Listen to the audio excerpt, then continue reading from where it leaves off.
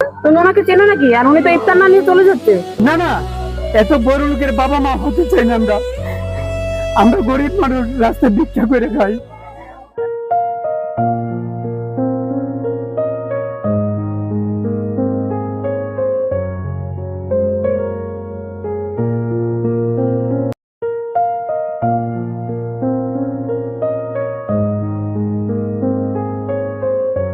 ও আর তো কেউ দেখতেছি না, কেউ তো নাই। আমাদের জন্য যাচ্ছ? ও দুইটা তাহলে আছে। চলো, ইফতারের সময় হয়ে গেছে, আমরা চলে যাই। ওখানে জানেন কিরা দিতেছে। ওগো ইফতারি মনে দিতেছে, লো আমরা যাই। আও সাহেব, সাহেব আমাদেরকে ইফতারি দিবেন? একমলা চলো, আমাদের ইফতারি লাগতো না। ইফতার না নিয়ে যাইবে কে কে?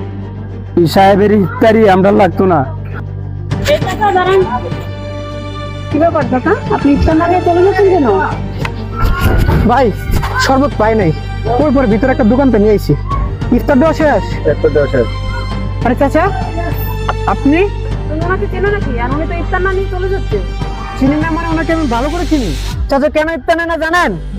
উনি হচ্ছে টাকার বড় ছেলে, আর উনি দামি দামি গাড়িতে দামি দামি পোশাক পরে, আর ওনাদের অবস্থা দেখছেন, রাস্তায় রাস্তায় ঘুরে। এই কারণে ওনাদের ইফতার নেয় নাই। না না, এত বড় লোকের বাবা মা হতে চাই না আমরা।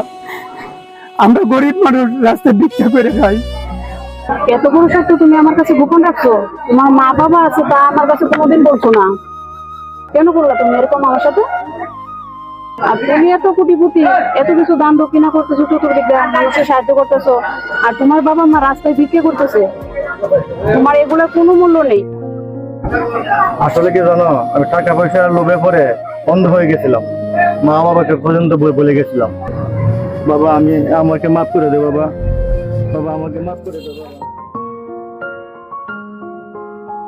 প্রিয় দর্শক, মা বাবাকে রেখে অন্য কাউকে কোটি কোটি টাকার সম্পদ দিলেও কোনো মূল্য থাকবে না, তাই সর্বপ্রথম নিজের মা বাবা, তারপর বাকিরা।